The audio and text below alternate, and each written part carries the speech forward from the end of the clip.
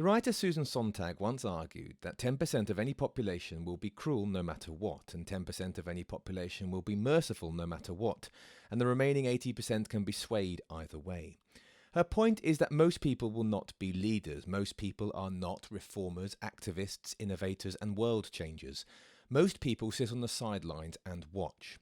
In this week's mini-philosophy interview, I spoke with the historian and activist Rutger Bregman, and Bregman thinks there's a lesson to be learned here.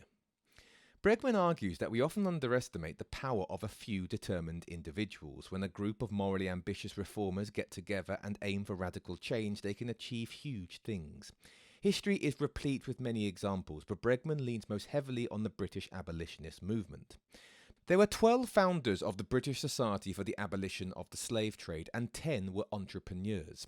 They had built up their own companies, and they devoted their time and wealth to banning the slave trade. Only one of the 12 was alive to see the Slave Trade Act pass. Bregman's book Moral Ambition is a reminder of how far a few individuals can change the world if they put their minds to it. But more than that, it's an invitation. It's an invitation to see success as more than just money, but rather what that money is used for. Because for Bregman, moral ambition is not that much different to career ambition. But instead of seeing it in terms of fast cars and digits in the bank, we should see success in terms of legacy. How far will you change the world?